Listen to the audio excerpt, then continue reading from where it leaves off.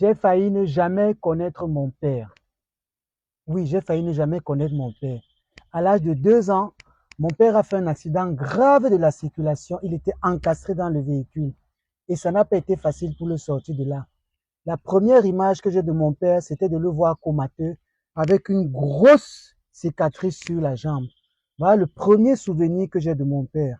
Alors, je fais cette petite vidéo pour vous faire une petite sensibilisation sur les accidents à haute énergie dans la voiture. Donc, j'adresse déjà les condoléances aux familles de tous ceux qui sont décédés dans les accidents de la circulation. Mais prenez cette vidéo comme ma contribution pour éviter que ce genre de choses n'arrivent. Et dans cette vidéo, je vais vous montrer les mécanismes et les gestes qui sauvent et les gestes qui peuvent être dangereux. Alors, si vous êtes au volant de votre voiture et que vous avez un accident sur un grand axe ou un axe lourd, vous êtes disons à 100-120 km à l'heure et que vous avez un choc frontal. C'est un choc qu'on appelle un choc à haute énergie. Alors, il y a deux types de lésions dans les chocs à haute énergie. Il y a les impacts directs et il y a la décélération. La décélération, c'est le ralentissement subit où on quitte de 120 km à l'heure à 0 km à l'heure. On aura des lésions de décélération. Maintenant, pour les lésions à haute énergie, il y a une lésion qui est bien connue, qu'on appelle l'accident du tableau de bord. L'accident du tableau de bord, c'est quoi? C'est que vous roulez, vous avez bien votre ceinture, ou vous n'avez pas votre ceinture, vous avez un choc frontal ou un choc latéral.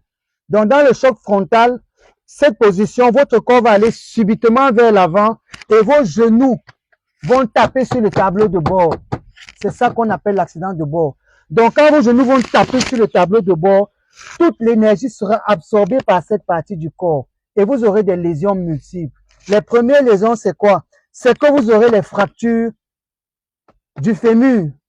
Mais les fractures peuvent ne pas avoir de saignement, l'os peut ne pas sortir. Donc, vous pouvez avoir une fracture du fémur ou vous pouvez avoir une fracture des os du bassin à cause de toute l'énergie que votre corps a absorbée. Donc, voilà ce qu'on appelle l'accident de tableau de bord. Maintenant, dans ces fractures-là, si l'os ne sort pas, vous pouvez ne pas avoir de saignement. Mais il faut savoir que la cuisse, la simple cuisse d'un adulte peut contenir 3 litres de sang. Donc, vous pouvez mourir d'une hémorragie interne. On vous voit, on ne voit rien, mais on se rend compte que la cuisse a accumulé tout le sang. Donc, vous pouvez mourir ici sans hémorragie interne. Votre cœur est bon, votre cerveau est bon, mais la fracture à ce niveau. La deuxième partie maintenant, c'est avec la ceinture de sécurité. Donc, avec cette décélération rapide, dès que la ceinture de sécurité bloque, ça vous tire et toute l'énergie est absorbée au niveau de la poitrine. Donc, au niveau de la poitrine, maintenant, vous pouvez avoir une fracture des côtes. Et la fracture des côtes ne va pas se voir. Maintenant, le troisième impact, qui est le plus dangereux, c'est que lors de cette décélération et la sortie de l'airbag, par exemple, ou si votre tête frappe sur le pare-brise ou à ce niveau, on peut ne pas avoir de saignement, mais la décélération rapide fait en sorte que le cerveau a bougé à l'intérieur et un vaisseau sanguin peut se rompre au niveau du cerveau et vous commencez à saigner au niveau du cerveau. Donc voilà en fait les accidents et les causes de décès sans qu'on ait d'hémorragie ou de saignement. Maintenant, avec ce mouvement, il faut savoir que les centres de la respiration et des battements du cœur, c'est pas au niveau du cœur, c'est au niveau de la base du crâne, ici, au niveau de ces vertèbres. Donc, si vous avez une décélération rapide et que vous avez un étirement à ce niveau, ou que vous avez un choc latéral et que le cou se retourne, à ce niveau, les vertèbres peuvent s'endommager. Et si les vertèbres s'endommagent, ça peut toucher les nerfs qui commandent le cœur et qui commandent les poumons. Et là, le cœur s'arrête. C'est pour cela, retenez bien, si vous avez un accident de la voie de circulation et que vous avez la personne qui est encastrée dans le châssis, première des choses à faire, s'il vous plaît, évitez de mobiliser la tête. Évitez de déplacer la tête parce que les vertèbres, tous les nerfs qui commandent le corps passent par le cou. Donc, s'il y a une vertèbre qui est endommagée, le bout de la vertèbre là peut couper le nerf et la personne arrête de respirer. Donc, on comprend que l'urgence peut être de chercher à sortir la personne du véhicule. Mais sortir la personne du véhicule, il y a des indications pour ça. Un, si la voiture est en train de prendre feu, il faut le sortir. On peut concevoir que vous ne ménagez aucun effort pour sortir rapidement.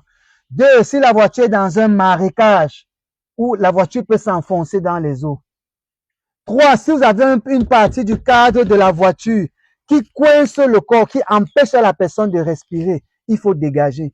Donc, si il y a eu un choc et que la personne est là, autre chose aussi, si vous avez quelque chose qui sert, peut-être la ceinture de sécurité qui a coincé, peut-être la ceinture, peut-être un habit qui sert, première des choses, c'est de desserrer tout ce qui sert, de libérer tout ce qui sert, de s'assurer que la personne respire, mettre la main comme ça sur le nez, toucher le cou pour voir si ça bat, regardez la poitrine s'il y a des mouvements respiratoires. Si vous avez des mouvements respiratoires, il n'y a pas d'urgence à faire sortir la personne de la voiture.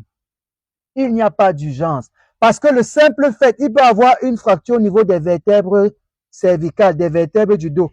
Il peut avoir une fracture de la côte.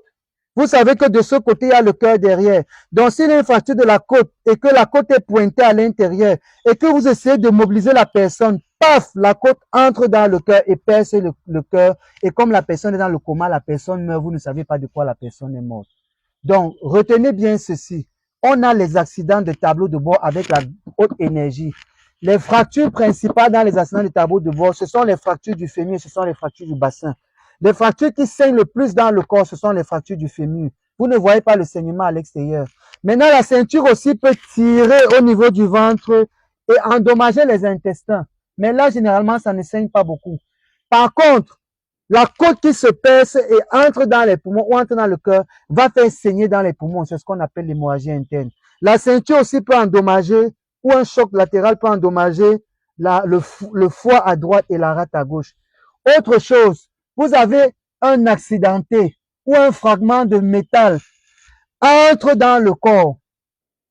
Donc vous venez trouver quelqu'un qui est comme ça, inconscient, avec le métal ou le verre ou quelque chose qui est entré dans le corps. La chose à ne pas faire, c'est de chercher à retirer cet objet. Écoutez bien, ne cherchez pas à retirer cet objet. Pourquoi? Parce que si cet objet est dans les poumons ou est dans le cœur, tant qu'il est là, ça bloque l'hémorragie parce que c'est resté dans l'ouverture. Mais dès que vous allez enlever, le sang va commencer à gicler et vous n'allez pas pouvoir arrêter l'hémorragie. Voilà comment, en voulant faire un geste qui sauve, on fait un geste qui est nuisible.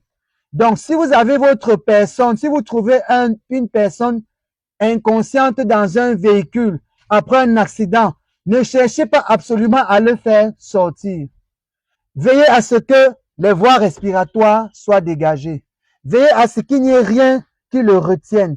Essayez de voir s'il n'y a pas un saignement quelque part, vous pouvez faire un bandage compressif à cet endroit-là et attendre que les secours arrivent. Imaginez quelqu'un qui a 150 kilos, le sortir de la voiture. Ce n'est pas une chose évidente. Parfois, il faut casser, couper complètement le dessus de la voiture, enlever le volant pour pouvoir le sortir en sécurisant le cou. Cherchez toujours à sécuriser le cou. Un simple mouvement latéral, une simple flexion, une simple extension peut être fatale. Maintenant, si vous voyagez avec votre femme et vos enfants, n'acceptez jamais que la femme s'asseye devant avec l'enfant. On voit des gens voyager, la mère a sa ceinture, elle arrête le bébé comme ça pour voyager parce qu'elle veut être à côté de son époux, parce qu'elle veut être devant. Non, la femme avec le bébé s'assoit derrière. Il y a des sièges, des fauteuils pour enfants. Mais s'il n'y a pas de fauteuil pour enfants, la femme s'assoit derrière. Et la femme ne va pas mettre la ceinture de sécurité à l'enfant. Si la femme s'assoit devant, avec le premier choc, ce choc vient souvent de façon, avec une inattention. Qu'est-ce qui se passe? L'enfant est projeté sur le pare-brise, il est balancé partout dans la voiture. Et vous allez voir parfois, l'enfant est projeté et il sort du pare-brise et se retrouve à l'extérieur. Donc, sincères condoléances encore à tous ceux qui ont perdu leurs proches. Cette vidéo devrait nous permettre à tous de sauver des vies. On n'a pas besoin de faire une formation spécialisée en secourisme pour pouvoir sauver des vies. Ici, on vous donne juste les gestes qui sauvent pour que vous puissiez sauver une vie où que vous soyez. Attention, l'alcool au volant, c'est pas bon. La fatigue au volant, c'est pas bon. La distraction au volant, c'est pas bon. Le téléphone au volant, c'est pas bon. Voilà le message du doc. Je suis l'enfant camerounais. Si tu te bats pour l'humanité, tu es sûr de ne jamais te tromper. Merci.